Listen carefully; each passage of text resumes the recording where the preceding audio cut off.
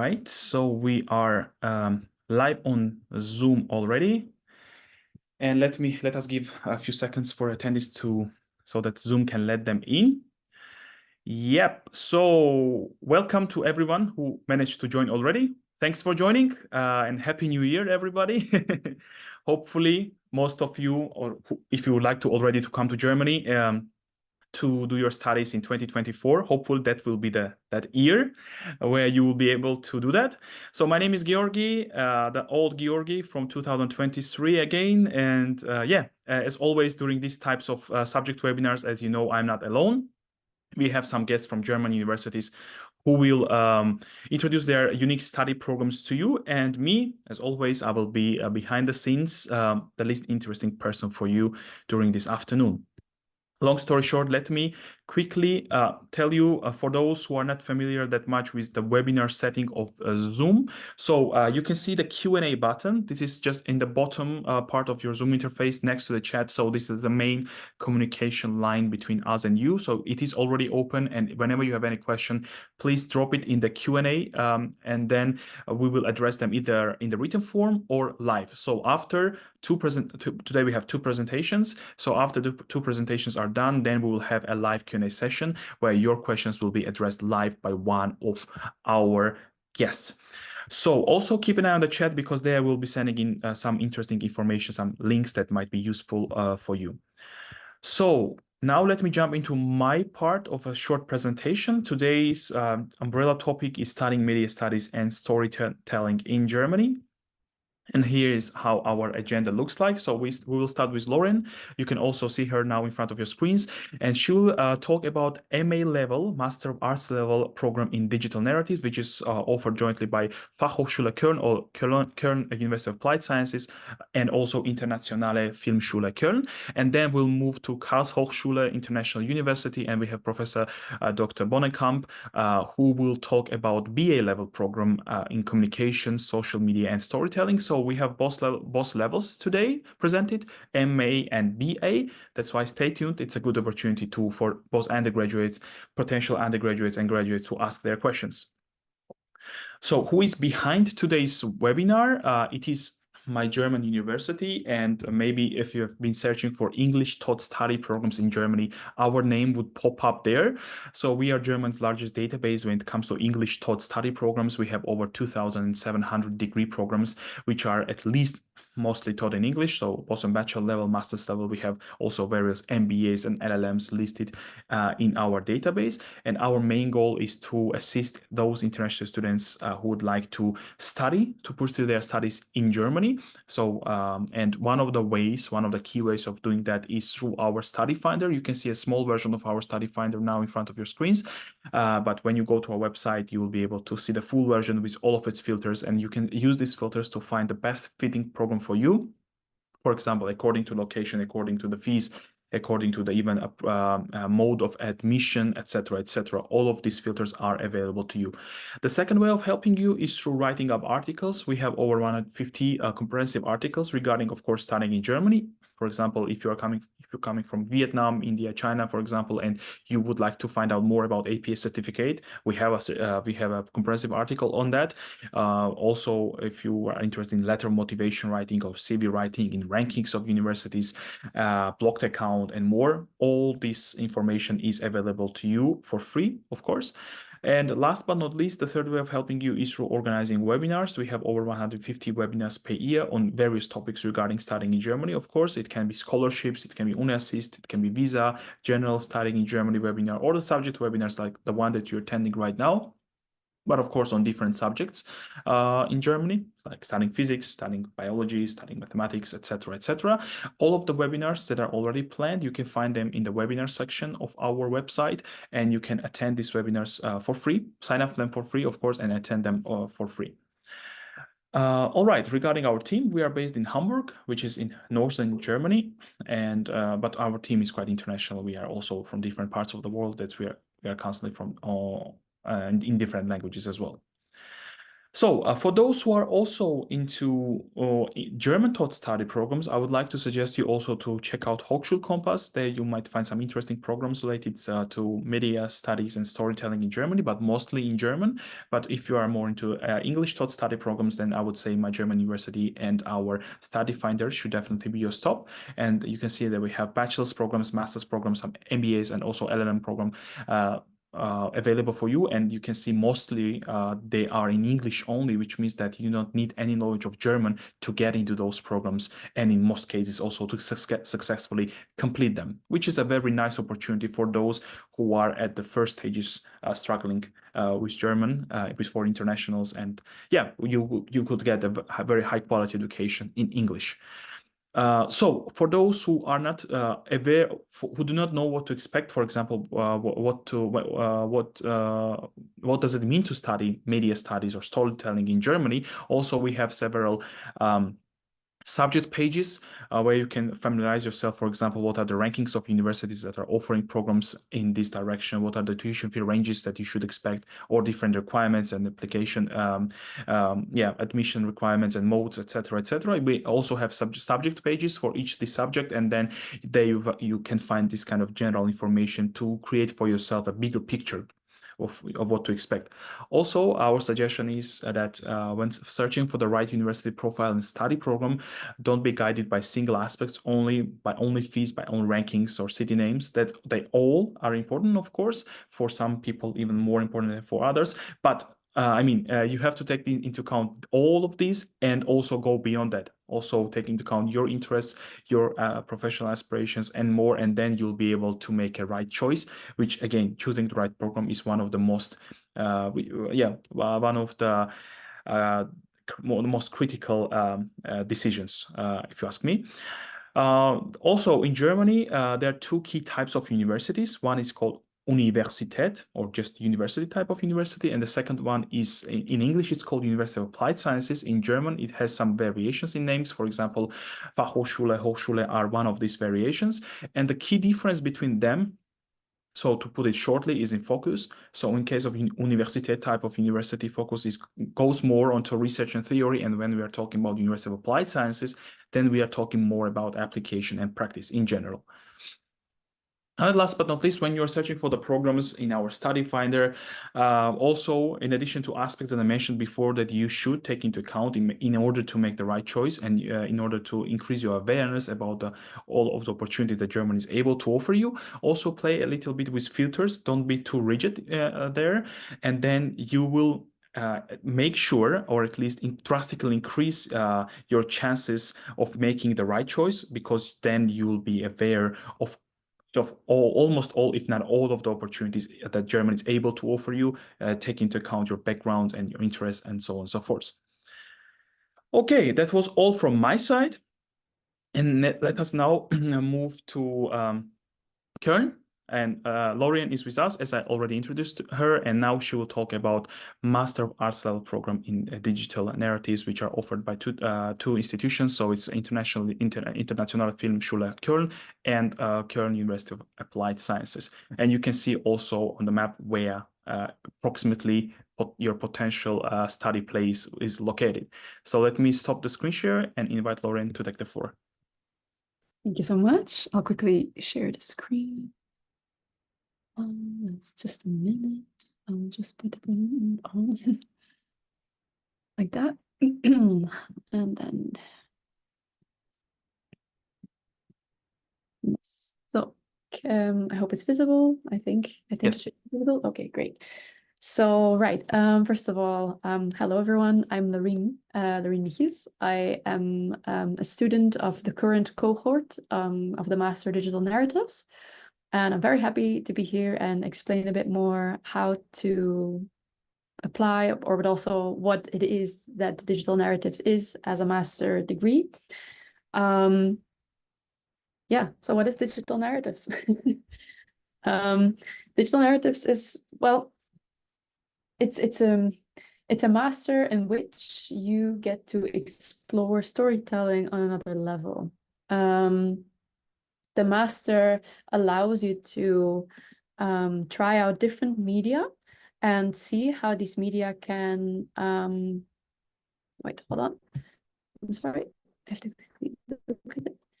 And these media can, for example, contribute to how you can tell a story. But the thing is,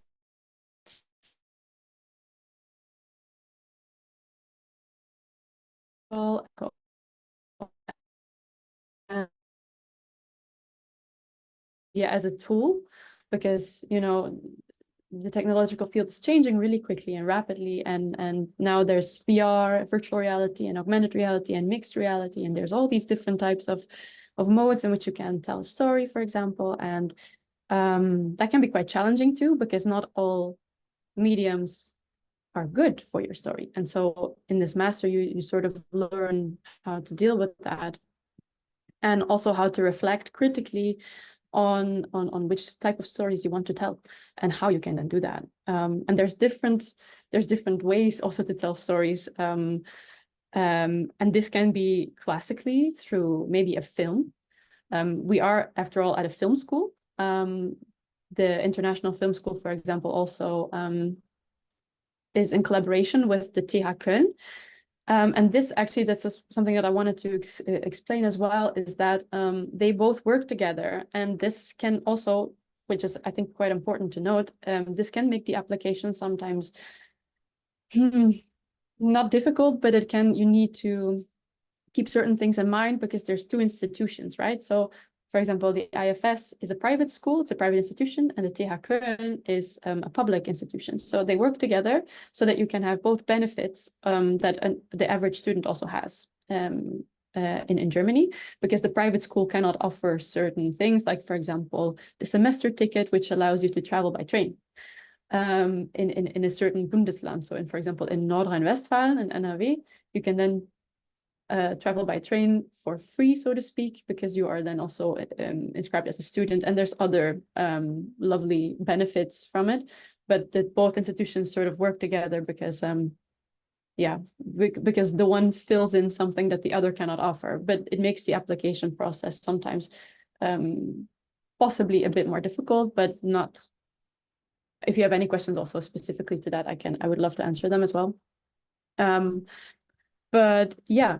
Let me check. So I would like to also give to go back to what are digital narratives, I would love to give some more concrete examples, because it is so broad and yet very niche, and sometimes the name can be confusing. So one example of a digital narrative could be an installation. Installations can be interactive, so you can be part of it. You can move your body, and you can change the outputs of what you're seeing, of a projection, for example. And this example here is Frankenstein AI. That's an installation that uses AI to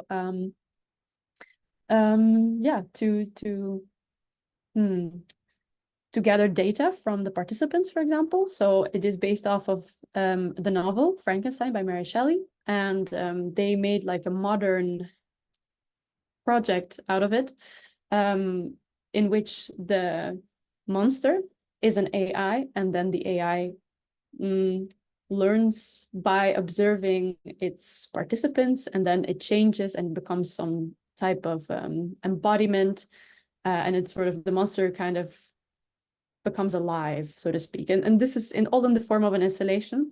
And you could consider this, for example, a digital narrative, because there's a story being told, and by engaging with this story, you get to explore Frankenstein in another way that was not possible before yet, for example. There's also the interactive motion comic, and I would also put graphic novels in general here as well, and maybe also web novels would fit into this. This one is called The Art of Faux, and this is like I said, an interactive motion comic. And so the comic has these episodes, and then you can interact with each episode that then will affect how you can experience it. So maybe there's the sense of nonlinearity, which is also quite common in a digital narrative.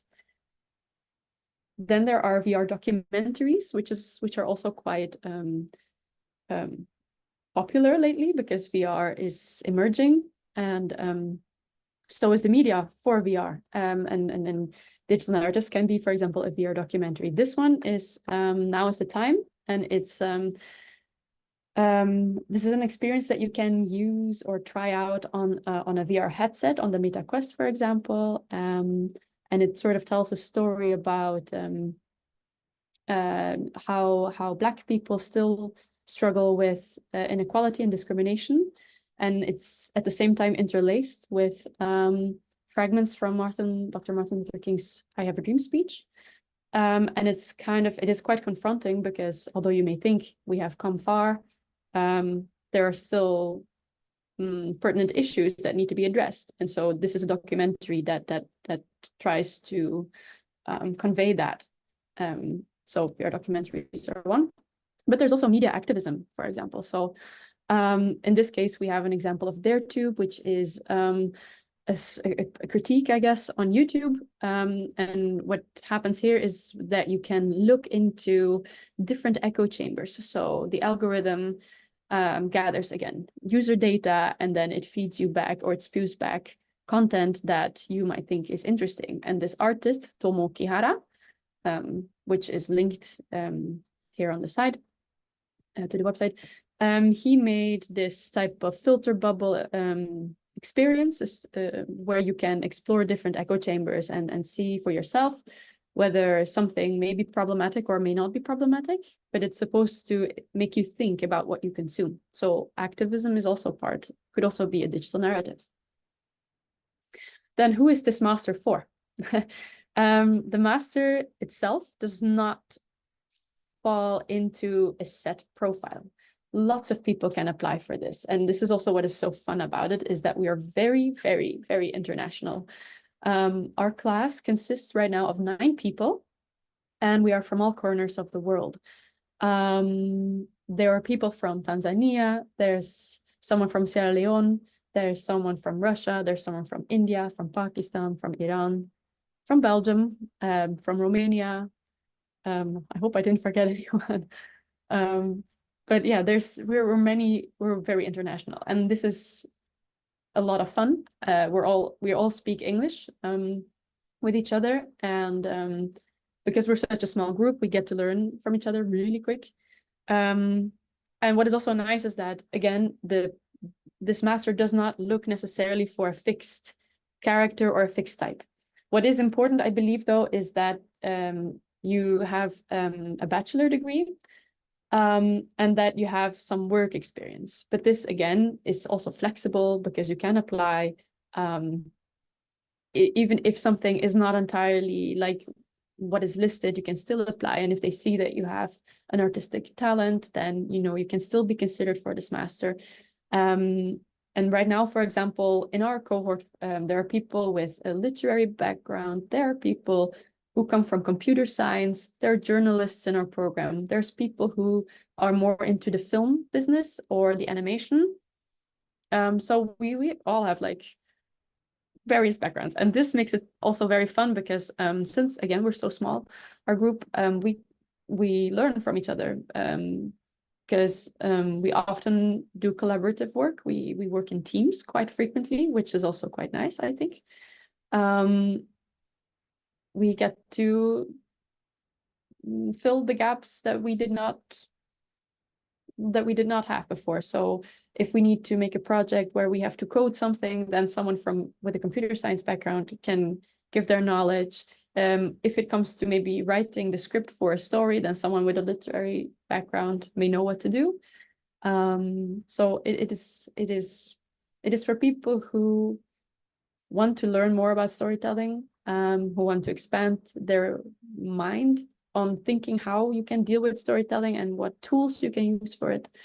And if you're just also very passionate about it, like if you like to tell stories, if you want to learn more, if you want to learn about new tools, about new media, then this master will definitely be for you. The structure of this program is quite wholesome, I would say. It's very yeah, we both have theory but also practice. So the semesters tend to be, so there's in total 4 semesters, right? And in each semester, there's always a mixture of theory and practice. So we tend to start, I believe, with some theory so that we have a better understanding and so that we build a basis for what we get to learn later on in the practice parts. But then again, there have been semesters where it's been the other way around. And what I have personally experienced is that one always inspires also the other. And so if you learn theory first, sometimes it inspires you for your practice. If you do the practice part first, it can also inspire you to do some more research on something that you're personally interested in. For example, our theory part, digitality and change. This one is taught by Professor Frédéric Dubois. And in this module or in this part, academia is quite important. So it is, after all, a master's. So it is expected that you know how to read a paper or how to summarize a paper. And for this part, we also we read texts and then we discuss them in class and we try to think critically on what those texts mean. Yeah,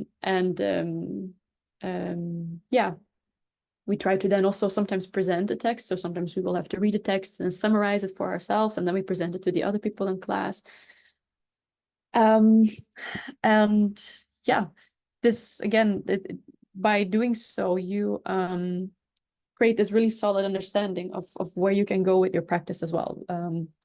And for example, things that we have discussed in our theory parts are the commons. So this is just a concrete example, right, to get an idea for the theory. So commons, copyright, where does it start, where does it end, what are like especially now with AI, artificial intelligence, where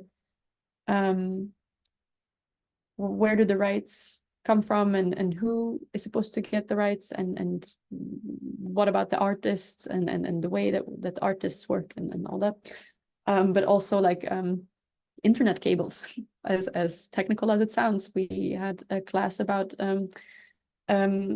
how cables are wired over the whole planet to provide us, for example, with internet and technical things, and possibly a more colonial reading into it, sort of, so that you start to think about why does it go in certain places and why does it not go in other places, for example. Yeah, and also media activism. We have also discussed that, and we then also discuss bigger names. We read articles and books by, for example, Janet Murray is one of them. 𝘱𝘢𝘪𝘥, we discussed as well. So you get a good idea of what it is, of what already exists, what is out there. And what is also quite fun in the theory part, I would categorize it there, is that there are conferences. The conferences happen, they're organized via the school also. And then, for example, this fall, so in the fall of 2023, we went to the ZIP conference in Prague, which was a great opportunity to network with other researchers and with other scholars in the field and other professionals, but also to present your own work. So we currently also have to work on a project, and we got the chance to present our own project at this conference and to get direct feedback from people who are already working in this field, which was quite a very lovely exchange and a great opportunity to also, again, expand your mind with regards to the theory as well. Then the practice part is more, it's really hands-on. We have workshops that are often taught by professionals as well. So we don't have a set group of teachers. So the university, the school often invites other professionals who then teach about what they do to us, which I think is quite interesting and lovely, because you immediately get a good sense of what you can use for your own professional life. So it's, additional to the theory that you get for your own, I guess, processes and your own understanding of media and storytelling. You also get to practice real life, real life skills.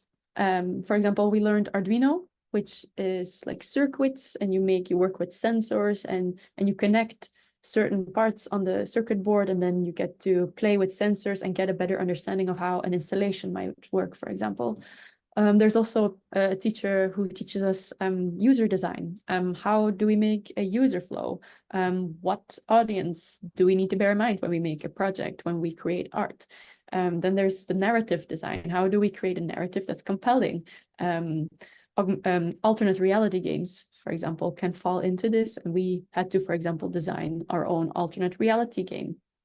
And then think about how can we make this plot exciting, and how can we give hints where the hints need to be, and make them clear for the player to know how to interact with these, because it's not always evident, right?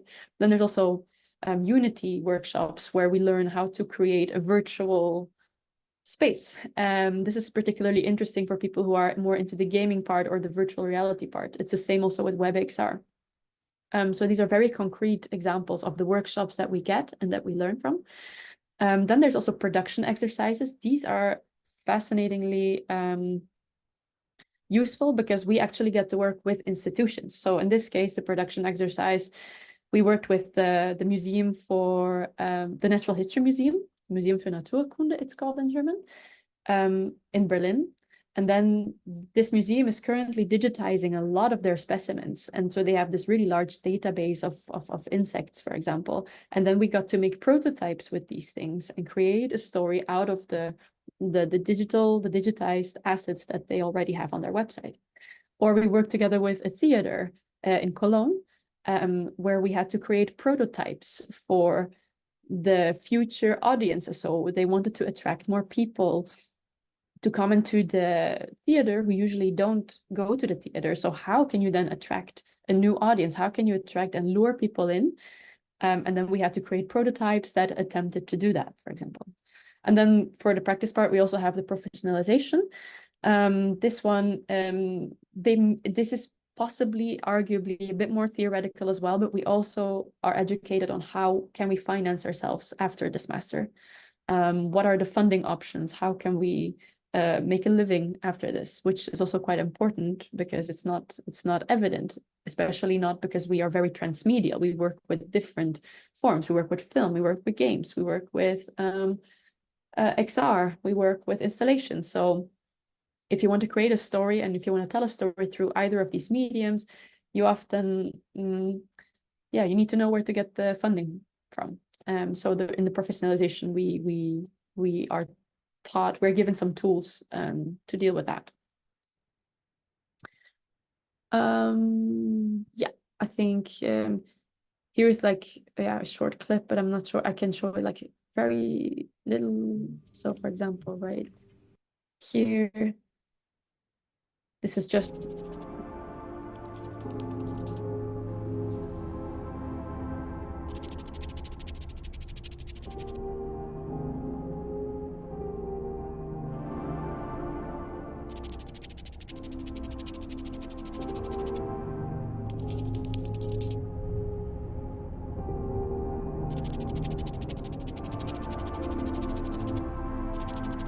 okay, so a super short snippet because I don't have that much time anymore. But here you can, for example, see the prototype that we made in collaboration with the museum, the Natural History Museum in Berlin.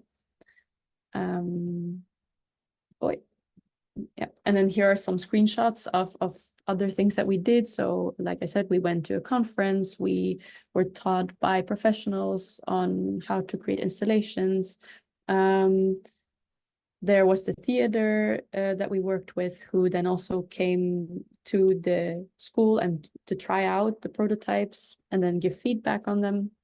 What we also tend to do when we have these production exercises is create a blog. So we reflect on what we have done, and then we write a little blog post, and then these get posted on the Medium blog of the master. This is quite helpful because it makes you think and reflect, what have I learned and what can I take with me for the next time? Yeah, that was I think as much as I could tell you for now in a nutshell. It's still very little. So if you have any questions, please feel free to ask them. Also, if you have more administrative questions, also feel free to ask them. I think I can try and answer those as well. But this was more like the content of what the master entails, and I hope it was helpful, and I hope it gave you a better idea of what the master digital narratives can mean to you. Great. Thanks a lot, Lorien, for a very comprehensive and interesting presentation and showing us various parts of the program. That was really interesting. And with that, let us move now to our next speaker. Let us move a bit to the southern part of Germany now, to Karlshochschule International University. And Professor Dr. 𝘱𝘥𝘷𝘦𝘳𝘵 now will talk about BA level program, communication, social media, and storytelling. So, Professor, the floor is yours. Yeah, thank you very much for introducing me. So I also start sharing my slides. First of all, also thank you, Lorien, for your very inspiring presentation. I just can agree that Cologne is a very inspiring city for studying media and arts. And I also studied there. So especially for those of you who are interested in movies and arts, it's really a great place to study. So our study program addresses storytelling from a totally different perspective, because we are mainly a university focusing on management, social sciences. So our approach is not so much focused on arts and artistic approaches, although there is sometimes also part of the modules, but our main perspective is more the role of storytelling, the role of narratives in organizations or in society. So Karlshochschule, as you already said, 𝘱𝘢𝘪𝘥, is in the southern part of Germany, in Karlsruhe. So our university is also a private university. So it's non-profit. So there is no big company behind it, but it's not governed by the government. And a few words also about the admission process. So you do not need any official tests like GPA, or you do not. It's also not the numerus clausus in Germany. We have an individual admission process. So it depends a little bit on the grades of your high school diploma, but also what's very important for us is social civic engagement, that you can show that you're an active person, that you're interested in political, societal, whatever question that you're love to be active and stuff like that. Although we are a private university, we are accredited by the state, so we are able to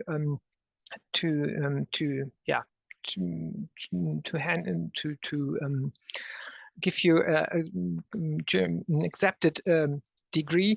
Our study fees are around about 800 euros per month, so that's less than 5,000 euros per semester. And all our study programs are fully taught in English. So that's really a quite international university, bachelor and master level. So it's really an international community you will find at the university. So that kind of intercultural and international focus is very much part of the DNA of our university. This is why we are called also Karlshochschule International University.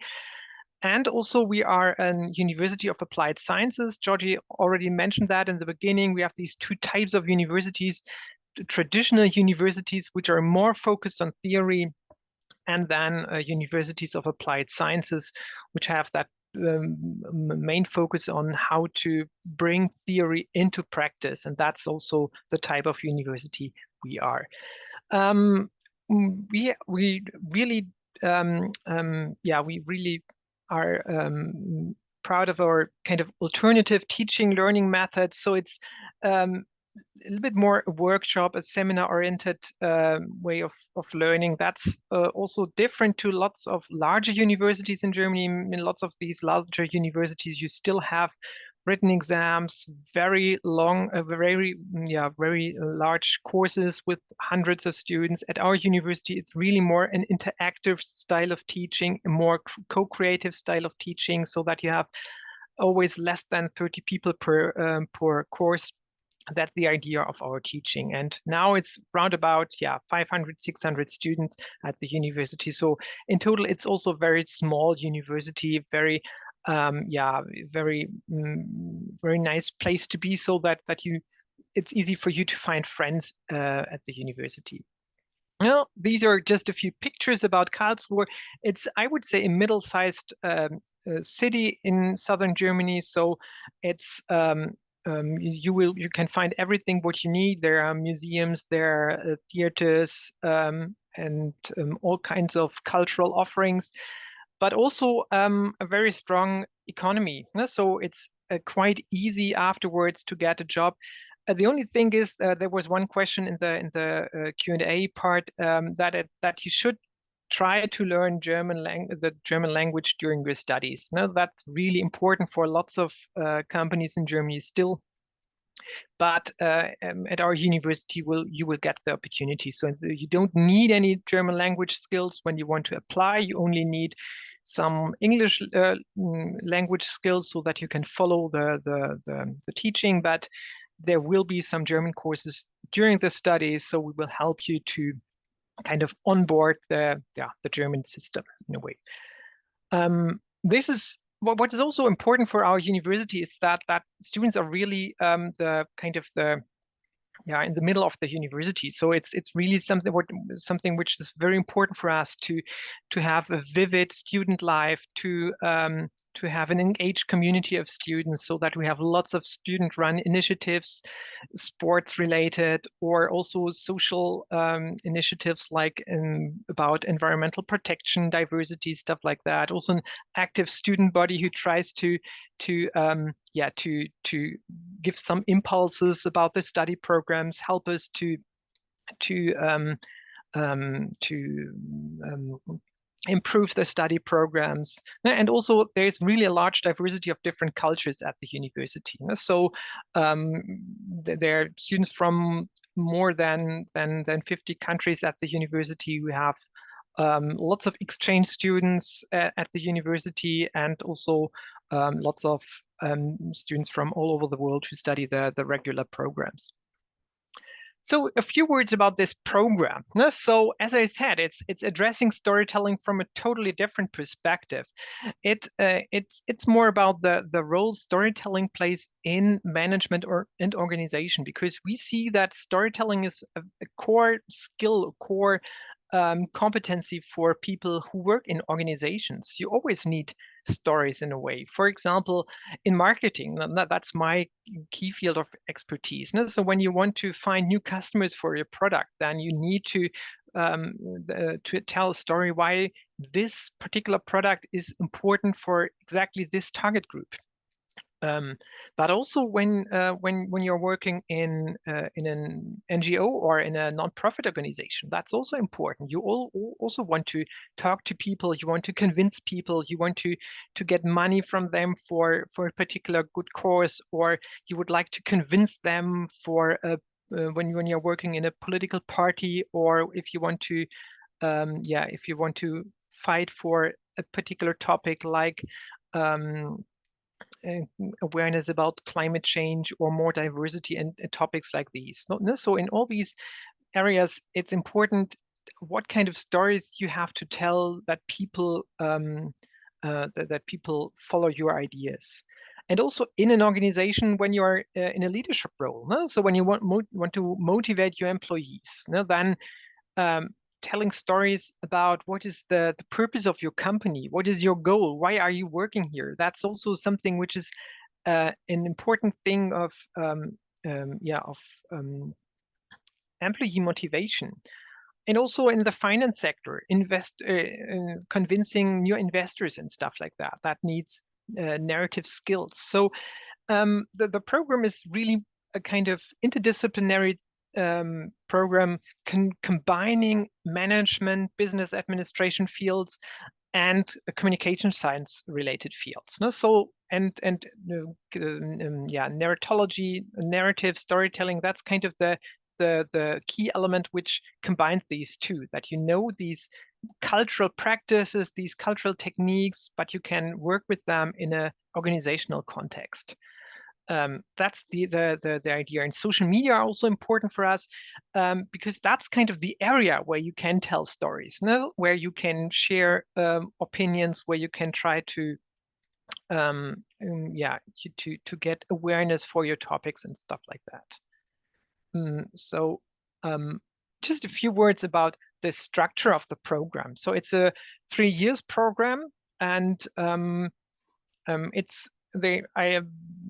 as I only have a few minutes, I do not want to present all kinds of modules, but kind of the logic of the program, what kind of elements are in the program. First of all, as we are an international university, that's not only part of our community, of our profile, it's also part of the study programs. No? So the program is completely in English, and you have some German courses in the first year, and also some courses in the foreign language in the second year.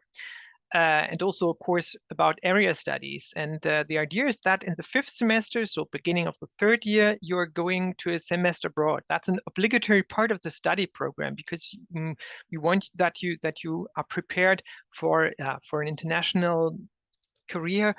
And this is why you have the opportunity to learn languages and other kinds of knowledge about particular areas of the world. Now that's kind of the international profile, and also, as I said, it's a combination of communication and management. There is a kind of general management education.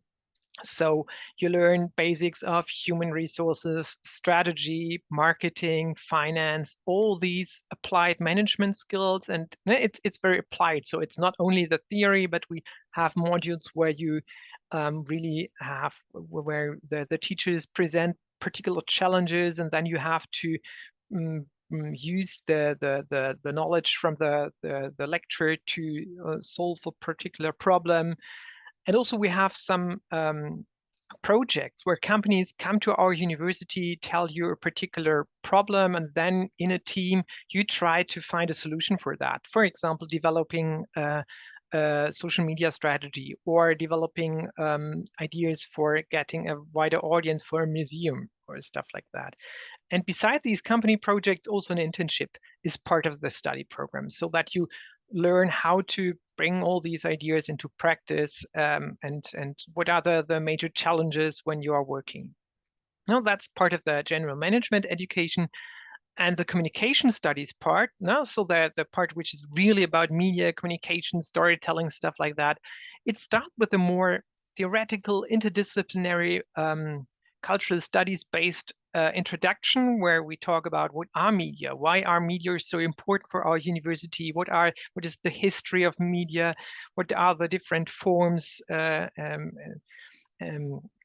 aesthetics and technologies. Then we're talking about the relationships between media and society, also especially from social but also psychological perspectives. We talk about the way how framing and narratives work in a society, so the way how particular companies but also organizations try to position messages in a society. What is the impact of mass communication on people? And then it goes a little bit, it becomes a little bit more practical and specific. Then when you know how media works in a society, then there is also a course about media campaigns. So how to develop PR campaigns, and also how to do digital communication, what is important for digital communication and marketing. So these are the fields in communications science, in communication studies you can cover in our study program. That's, as I said, it's a very short presentation. That's our application platform in the internet. So you can just, if you're interested, that's the place where you can hand in all your documents. As I said, it's a very individualized process. After handing in there and submitting the documents, you will be contacted by our admissions office, and then they will arrange a talk where you can present yourself, talk about your personality, why you're interested in the program. I also will put the email address of our admissions team into the chat. It's admissions@karlsruhe.org. So all kinds of questions concerning what kind of documents you need, please just email that to our admissions team. Professor, if you would like to, we can already open the floor for the live Q&A. Okay, perfect. Then let me first say thank you. Another very nice and interesting presentation. And let me now open the floor for the Q&A and ask some questions to both of you, to both our speakers. And first of all, also thanks for your time, taking your time to answer some questions in the chat directly. So let me start with the question for you, Professor. This was a question, what are the class sizes at Karlshochschule? Sorry if I missed that. It's less than 30 people. Okay, less than 30 people, thanks. So Lorian, you have been answering this question. Okay, you already answered it. Great. So there was a question for both of the programs. Let me find. Yeah, so the question was, after applying for the program, how much the applicants wait until they get the answer? So whether it's acceptance or rejection. Lorian, let me start with you, and then Professor, the same question for you. Okay, so I remember when I applied also in January. So in the first, well, we had multiple application possibilities. So there was one in January, and then I believe one later in March or so, which was unusual. That's normally not the norm. Normally you can apply just once, but they had to make an exception, I believe, due to still some COVID measurements, I believe.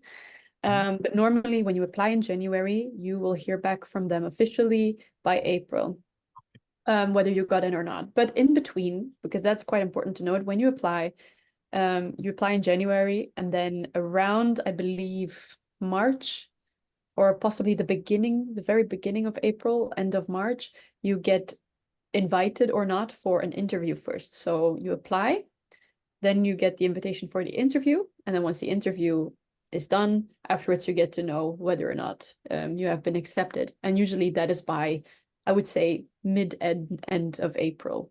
I think that would be realistic. That's at least how it was for me. Okay, great. So you also answered another question, which was basically about that, how much time shall one wait after the interview? So that's also clear. Thanks a lot, Lorian. Professor? You can always apply. So when you submit the application, then normally in the next 5 or 6 days, you will get an email, and Chris from our admissions office will ask you for setting up the interview date. And then this will be also within 2 weeks normally. And after the interview interview date, then it's also round about 1 week when you will get the information if you can start to study or not. Okay, clear. That's so great. When all documents are there, yeah? So when some documents are missing, then it always might take some more time, because then we have to check if it's possible to study, or if you have to start with the introductory year. That's also sometimes necessary in Germany. It's so-called Studienkolleg, but we also have a Studienkolleg at our university. So we have to check if you can directly start, or you have the Studienkolleg International Foundation year at the beginning. Okay, that's a very, very important comment, and we very often get this question regarding Studienkolleg and whether you have it or not. So thanks for noting that, Professor. That's yeah, appreciate it. All right, there's a general question. What would be the best time to apply for any university? Let me provide a general answer, then also ask one question from my side to you, dear guests. So generally, dear attendees, of course, the best time would be apply is before the deadline. That's the easiest answer. After the deadline, it will be a huge problem. So, but in some cases, we have heard, we had some guests, for example, that as sooner you apply, as sooner you get the answer in some of the cases. So I would like to ask now, Professor, first, would it be also the same in your case, or all the screening of the applications for all applications will start after the deadline?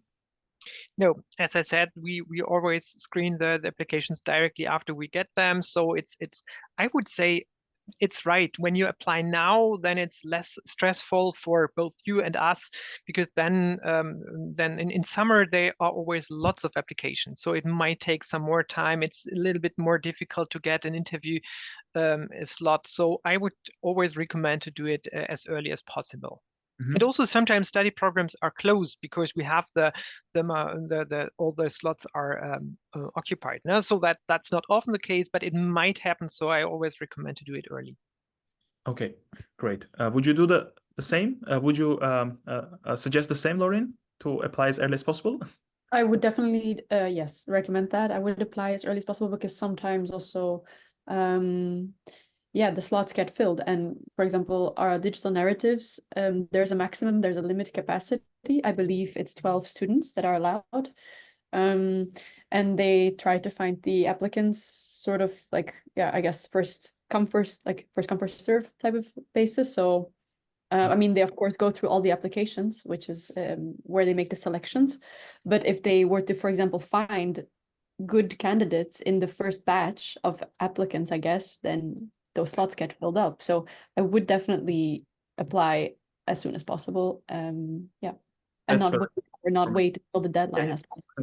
Great, Lauren. Let me ask you a follow-up question, Lauren, because as you mentioned, the rank regarding the limited amount of students being accepted, etc. How do you rank the applicants? If you know this, how do they rank the applicants with bachelors and those, for example, this applicant is asking that I do not have much work experience, and I think you mentioned one of the criterion as a work experience. What would you say are the key criterions based on which, for example, if they receive, let's say, 50 applications and they have to choose only 12, right?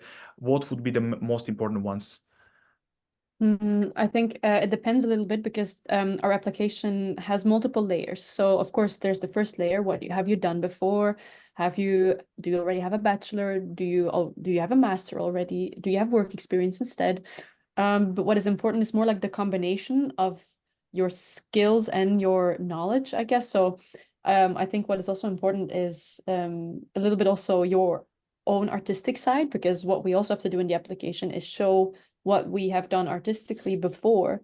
And I think that also plays a role in it. And also your motivation. You have to write a motivation letter and the reason why you would like to apply for it. So there's multiple, I think it's a bit of a cocktail. And I'm unfortunately not on the selection committee, so I don't know exactly what it is that they look for. But I think when they feel that also after the interview, because they want to talk to you and see what you already know and where you already are at, so that also the levels between the students are kind of on a similar stage or level, I guess. I think that is where the decision comes in, but I'm not entirely sure what it is concretely that they look at. But I think they look at like the criteria. Are most criteria fulfilled? Yes, no. Does this person have a desire or a wish to complete this program? Are they artistic? And yeah, I think that is sort of also what they tend to look at. Okay, perfect. Thanks a lot. Thanks a lot for the answer, Lauren. Let me close this also. Professor, one question also to you, although you already addressed this question in chat, but I think it's also important to know. The question was for others to know. Well, I need to have do I have to have a high school certificate already available at the point of application, or can I also provide it later? And what is the deadline for this later also? Maybe could you elaborate on that?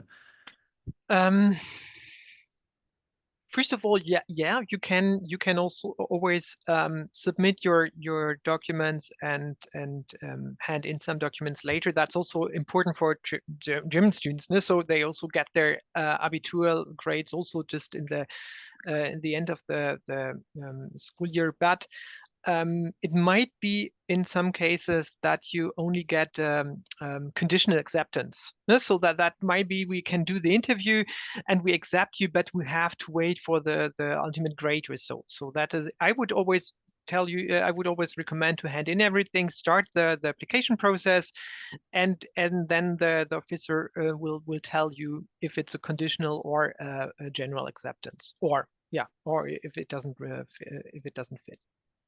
Okay, great. Thanks a lot, Professor. So I see there are some UniAssist questions, and that's why also in the chat I put it also there. In case of UniAssist, theoretically it's possible, dear attendees, to add the document if you miss that theoretically, but I would suggest you not to do that in general and not to miss the documents. But theoretically, yes, please also get in touch with UniAssist and read the articles. We have some articles on that. They are in the chat also. Please take a look. So the next question is maybe for both of you. Hi, thank you for your nice presentation. I'm 55 years old. I want to see if there's any age limitation for the program. Let me ask both of you. Professor, let me start with you. No. Great. Lauren? No, I don't believe so. We also, in our cohort, there's also a 55-year-old woman, and that's not an issue at all. So exactly 55. So that's a very good coincidence. No problem with age. Generally, yeah, in Germany, I would say there are no problems with the age. It doesn't matter how old you are. It's always a good time to study. So with other programs as well. Okay, so let me ask you a couple of more questions, and then we can call it a day. Are there any guidelines on what the program accepts as work samples and how many of them? I think, Lauren, this is a question for you because of the work experience mentioned. So guidelines are quite free. You can show whatever you have done that you think is a digital narrative. So anything, it could be even a short film that you have made. It could be a digital poem. Well, what can it be? If I'm not sure how familiar you are, maybe with Twine, you can make a non-linear story in Twine and show that as what you have done before. If you have any experience with an installation that you have made, that could also be qualify as a work sample, for example. But also if you don't have that much experience with it, I mean, I think anything that you do that has some form of multimediality or transmediality in it, you can use it, because also the point of the master is to learn something new. They don't expect you to know already how to make digital narratives or make stories in VR or an XR with XR tools, for example. So that's also the point. Just show them what you can do as an artist or as a creative person, whether or not that is already like in the realm of digital narratives or not. Just submit it, and they'll have a look at it, and I'm sure that that is already more than enough. And then you'll get to learn more as you go in the masters. Okay, great. Thanks. Thank you, Lauren. Professor, there was also a question for you regarding whether there are available, student dormitories are available. And for example, when students apply for your program, they can also apply for the dormitories which are connected to, for example, your institution. Our institution does not offer dormitories, but there's a system in Germany called the 𝘱𝘢𝘪𝘥. That's something that's an organization offering dormitories for all students in a particular city. And when you are when you are studying at our university and pay a small fee for that 𝘱𝘱𝘪𝘥, then you can also use their offerings. I guess that's the same situation in Cologne. So that's another important thing why it's so important to apply quite early. It's, I would say, the even more important aspect. No? So the more early you apply, the more early you get the acceptance, the more early you can get the spot in these dormitories, because they are quite early filled. They're quite they are very there are lots of students want to get a place there. Yeah, that's completely true. And you have to apply very early also for these student dormitories, because when we compare to the other prices of other, for example, accommodations, they are very much cheaper. That's why students are hunting for these dormitories, because it's very it's a very good ratio. I mean, performance price ratio is very good, so to say. That's why, for example, when I applied back in the day, as soon as I got the admission, the same day I applied for the dormitory in order to get it, because then the places were not available anymore. Okay, great. So there was a question regarding online studies. Dear attendee, I put the chat in the chat the link for potential future webinars where we have some online studies as well. Please take a look at the upcoming webinars and register for the relevant ones. Emmanuel, you have a question regarding visa. For what is the maximum amount for visa application after getting admission? Maximum amount of time, you mean, waiting for visa? If that's the question, it differs hugely based on where you are. In my country, for example, I had to wait all in all the whole procedure was 3 weeks, but I know the students who have waited 1 year because they were from different countries. So in different countries, the embassies and consulates work differently. So that's why I'd suggest you to inquire at your local German embassy or consulate. How does it look like? Amount of money, if that's the question, I don't remember exactly. It was around 75 euros or something like this. So not a huge amount of money, so to say. Also, please check out with the embassy. I don't remember the exact number. So yeah, I hope I could answer your question, because I did not 100% get it, but hopefully I could provide a relevant answer. Also, Lorian, I just will quickly also put in the chat what you wrote for all attendees. So this is Studentenwerk that Lorian also posted in the chat. Also, you can take a look. And for the maritime management technology question, please get in touch with us, info@mygermanuniversity.com, because or if you are already, about the particular programs that you would like to apply to, I would suggest you to check out their requirements. Only based on that, you can find the answer to your question.